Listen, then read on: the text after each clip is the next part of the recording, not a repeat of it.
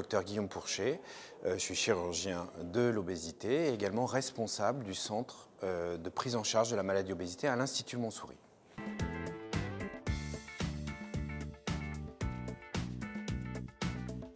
Ce qu'il faut bien comprendre, c'est que ce n'est pas parce qu'on mange mal ou qu'on ne fait pas assez de sport qu'on est malade de l'obésité. Ces facteurs comportementaux sont essentiellement des facteurs aggravants de la maladie, plus que des facteurs étiologiques. Les causes, on peut les résumer en 4 grands points. Il y a des causes génétiques, d'ordre génétique, des causes d'ordre hormonal, endocrinologique, des causes d'ordre psychologique. On sait, une grande dépression peut faire en sorte qu'on a un déséquilibre psychologique qui se répercute sur sa physiologie et qui peut déclencher la maladie. Et la dernière grande cause très d'actualité, c'est le microbiote, toutes les bactéries qu'on a dans notre tube digestif qui interviennent très certainement dans le déclenchement et l'aggravation de cette maladie.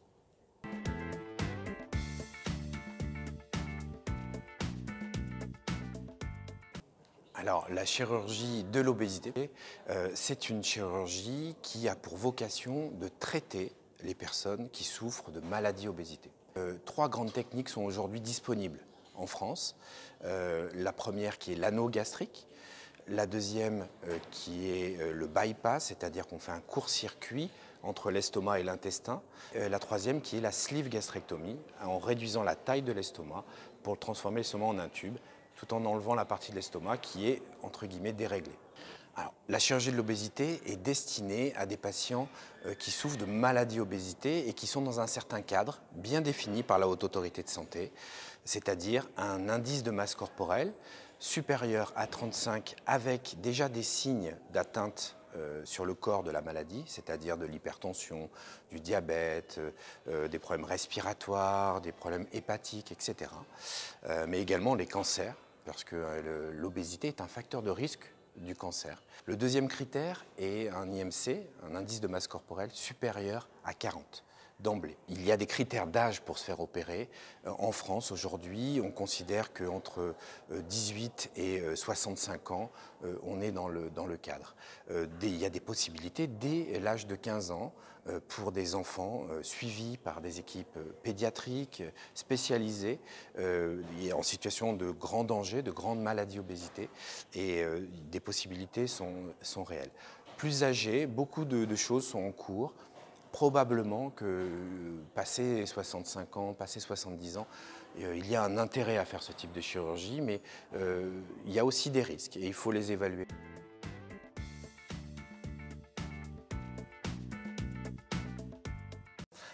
Alors, la chirurgie, elle n'est pas la solution quand on est en dehors des indications de la haute autorité.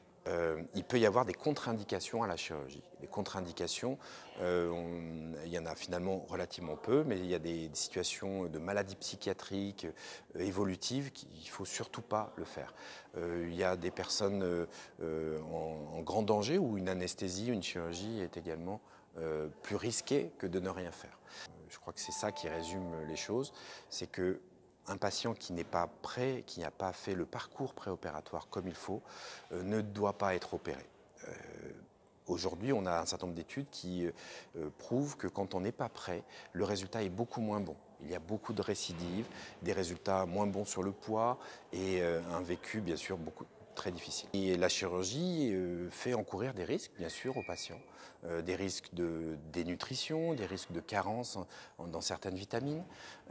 Il peut même y avoir des phénomènes comme les reflux si on n'a pas l'éducation qui est assurée après ce type de chirurgie. Un certain nombre de risques comme des occlusions et autres liés à ces chirurgies sont aussi là.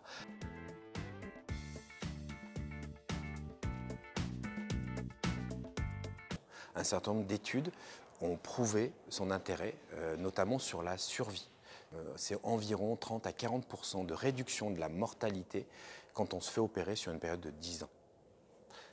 Les autres bénéfices sont assez évidents. Sur la santé en général, il y a des corrections du diabète, de l'hypertension, de l'apnée du sommeil. Toutes les comorbidités s'améliorent. Même d'un point de vue de la dépression, de l'activité physique, l'arthrose, au niveau des maladies du foie. Donc les bénéfices sont assez même invraisemblables. Le patient se transforme physiquement et biologiquement. Donc, la chirurgie, elle a le mérite de sa grossièreté.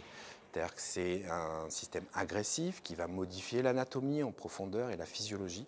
Et c'est aussi sa force, puisqu'elle va jouer sur plein de cascades métaboliques en même temps, et notamment des cascades d'ordre microbiotique sur le microbiote intestinal. Des études sont en cours, c'est un grand sujet qui est analysé, mais le microbiote intervient dans la maladie très clairement. L'obésité par les modifications d'acidité, de transit, etc., de qualité alimentaire, intervient énormément, bien sûr, sur le microbiote, en positif.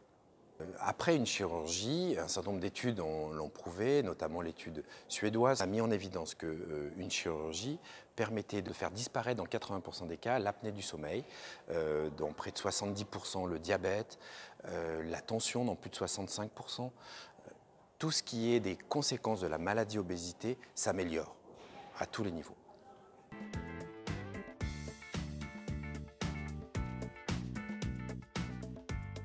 La maladie obésité, elle est irréversible.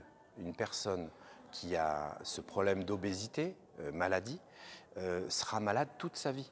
C'est une maladie chronique. Et on est obligé de faire un traitement le plus durable, le plus irréversible possible. Et la chirurgie s'intègre très bien dans cette situation. Ce traitement chirurgical ne règle pas tout. Je le redis, ce n'est pas un coup de baguette magique. Une chirurgie, souvent je le compare plutôt à une clé. Le patient est dans une prison, pris au piège dans sa maladie. Il a beau faire des régimes, lutter, etc. Il ne peut pas s'en sortir et la chirurgie, c'est la clé de la porte. Mais c'est seulement la clé. Une fois que la porte est ouverte, il faut pousser la porte, il faut sortir, il faut renouveler ses habitudes, créer sa nouvelle vie. Et malheureusement, avec le temps, la chirurgie peut avoir besoin d'être répétée parce qu'il y a une situation d'échec qui est relativement fréquente aujourd'hui dans les études. On est autour de 50% d'échecs à plus de 10 ans pour les techniques. Tout est dans le suivi. La réussite va être directement reliée au bon suivi du patient. La qualité de la chirurgie est très élevée aujourd'hui. Tout l'enjeu de la prise en charge va être d'augmenter la qualité du suivi thérapeutique.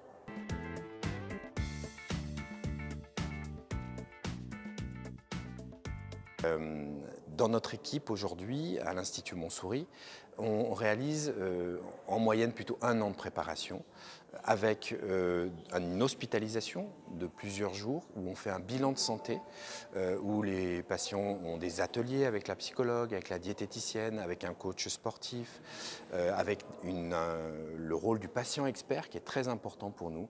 Et on travaille avec une association qui est l'association des poids plumes, qui nous aide beaucoup dans cette charge-là. Donc c'est une prise en charge globale avec un bilan de santé qui va durer 6 mois. On fait également une éducation thérapeutique pour commencer à mettre en place les nouvelles habitudes qui seront nécessaires pour maîtriser sa maladie obésité. Tous les patients voient un psychiatre également, c'est très important. On sait que la dépression doit être absolument réglée, contrôlée, maîtrisée avant de partir sur un parcours. Une fois ce bilan multidisciplinaire réalisé, le patient est validé en réunion de concertation. Tous les professionnels sont réunis et on évalue le risque pour le patient et on évalue la qualité de sa préparation. Une fois qu'il est validé, le patient est revu par le chirurgien et on prend une date opératoire. Dans la technique chirurgicale aujourd'hui, à l'Institut Montsouris, on réalise beaucoup de chirurgie ambulatoire notamment et de réhabilitation rapide, ce qui nous permet de minimiser les complications post-opératoires. Et dans le suivi post-opératoire, ce suivi est organisé pendant 5 ans avec des consultations surtout la première année, tous les 3 mois, tous les 2-3 mois, et tous les ans par un hôpital de jour pendant 5 ans. La chirurgie à elle seule ne suffit pas. Il faut absolument avoir un suivi et le suivi a 2 médicaments entre guillemets. Le premier médicament, c'est de réapprendre à manger, à boire. Le deuxième médicament, c'est le sport. Et il est recommandé et imposé à des personnes souffrant de maladie obésité de réaliser au moins 2 à 3 heures d'activité physique par semaine. Ces 2 médicaments sont absolument nécessaires pour contrôler cette maladie chronique.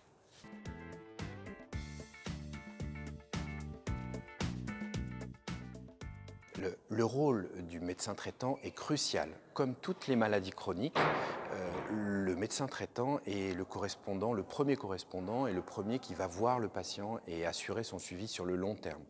Et la chirurgie de l'obésité doit impliquer beaucoup plus le médecin traitant dans ce suivi-là. Ce suivi, on peut le résumer simplement à au moins une prise de sang, un bilan nutritionnel annuel avec une consultation médicale qui permet de corriger les carences en vitamines notamment quand elles sont présentes, et une consultation annuelle toute la vie avec une diététicienne ou un diététicien qui va permettre de rééquilibrer le comportement du patient pour éviter de re-rentrer dans des facteurs de risque de sa maladie. Un deuxième rôle est majeur. Il est essentiel de dépister cette maladie. Aujourd'hui, en France, même si nous sommes les leaders européens en nombre d'opérations, ce qui est une bonne chose, nous ne soignons qu'environ 5% de la population dans le cadre des indications chirurgicales, c'est-à-dire des personnes qui sont en danger pour leur vie et qui ne sont pas soignées, soit parce qu'ils ont honte, soit parce qu'ils ont peur, soit parce qu'on les déconseille de venir. Et il est très important que le médecin traitant connaisse la maladie et la dépiste. Dépister, c'est calculer l'indice de masse corporelle. Et c'est très facile à calculer. Dès qu'on est au-dessus de 35 kg par mètre carré, c'est pas normal. Il faut faire un bilan de santé dans une équipe spécialisée, peut-être se faire opérer si on rentre dans le cadre, mais il ne faut pas rester seul.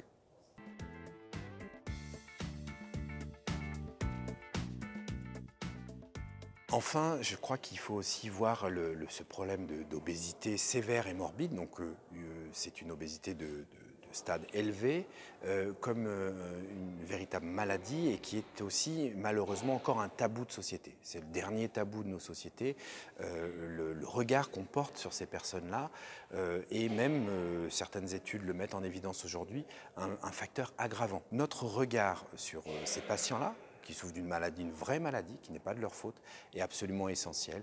Et nous, soignants, nous devons absolument nous battre, informer et faire évoluer ces mentalités.